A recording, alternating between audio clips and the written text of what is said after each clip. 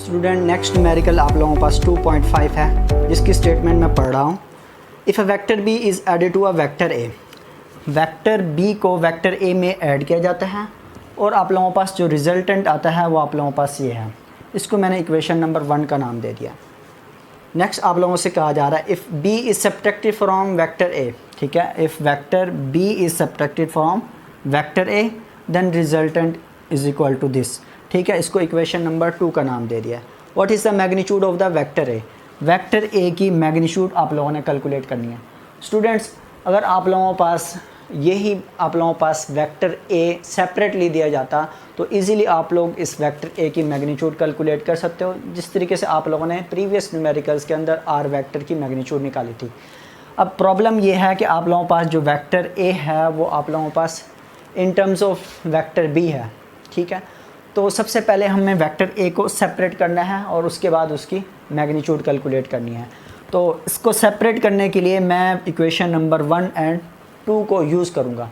यहाँ पे मैं इक्वेशन नंबर 1 और 2 को ऐड कर दूँ तो मेरे पास क्या आ जाएगा, वेक्टर ए आ जाएगा और उसकी मैं मैग्नीट्यूड इजीली कैलकुलेट कर सकता हूँ। तो यहाँ पे मैं लिखता हूँ सॉल्यूशन के अंदर एडिंग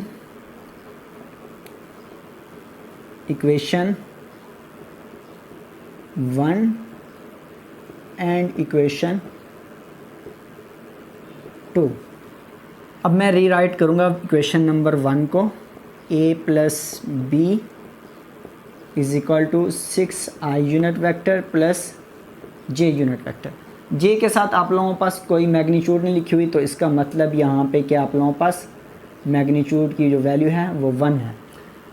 सेकंड इक्वेशन को रीराइट कर रहा हूँ a minus B is equal to minus 4i plus 7j, ठीक है। आप लोगों ने ये मेथड आप लोगों ने क्लास 5th के अंदर या 6th 7th के अंदर आप लोगों ने ये पढ़ा होगा कि दो इक्वेशंस को इस तरीके से भी आप लोग ऐड कर सकते हैं कि लेफ़्ट हैंड साइड को लेफ़्ट हैंड साइड में और राइट हैंड साइड को राइट हैंड साइड में ऐड कर दें।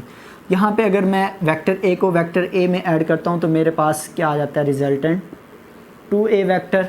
वेक्टर बी पॉजिटिव है, वेक्टर बी नेगेटिव है, तो ये एक दूसरे से कैंसिल हो जाएंगे और आप लोगों के पास यहाँ पे रिजल्टेंट 0 आएगा। यहाँ पे 6i unit vector minus 4i unit vector is equal to आप लोगों के पास आ जाएगा 2i unit vector. 1j unit vector plus 7j unit vector is equal to 8j unit vector आ जाएगा आप लोगों के पास। अब यहाँ से हम 2 को कॉमन ले लेंगे, 2 कॉमन लेंगे तो आप लोगों के पास यहाँ पे बच जाएगा i unit vector plus 4j unit vector. इस तरफ आ जाएगा आप लोगों के पास 2a वेक्टर। 2 जो आप लोगों के पास यहाँ पे वेक्टर a के साथ मल्टीप्लाई हो रहा है, दूसरी साइड पे जाके ये क्या हो जाएगा, डिवाइड हो जाएगा। तो आप लोगों के पास वेक्टर a आ जाएगा आप लोगों के पास, ये कैंसिल हो गया, यहाँ पे बच जाएगा i plus 4j unit vector. तो वेक्टर a की वैल्यू आप लोगों के पास क्या आ गई है, इसके साथ भी क्या लिख सकता हूँ, 1 लिख सकता हूँ। 1i unit vector plus 4j unit vector. अब आप लोगों के पास वेक्टर a आ गया, इसकी मैग्नीट्यूड कैलकुलेट करना इजी है मान लिए। उसका मेथड आप लोगों के पास ये है कि आप लोग वेक्टर a को लिखेंगे और साथ बार्स लगा देंगे, या जस्ट आप सिंपल a भी लिख सकते हैं। फिर आप लोगों ने अंडर रूट लगाना है।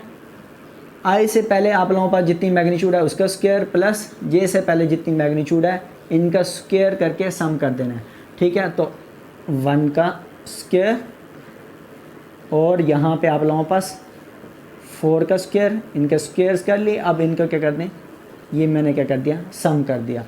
तो यहाँ पे आप लोगों के पास 1 का स्क्वायर आप लोगों के पास 1 ही होता है और 4 का स्क्वायर आप लोगों के पास 16। तो 1 प्लस आप लोगों के पास 16, 1 प्लस 16 आप लोगों के पास अंडर रूट 17 आ जाता है। इसको आप लोग अंडर रूट में लिख लें, यहाँ तक आंसर लिखेंगे फिर भी सही है। अगर इसको सोल्व करेंगे तो आप लोगों के पास 4.1 आंसर आता है आई थिंक। जी 4.1 ही है आप लोगों के पास। This is the required magnitude of vector A. बहुत ही इजी न्यूमेरिकल है और बहुत ही इम्पॉर्टेंट भी है एग्ज़ाम के पॉइंट ऑफ व्यू से।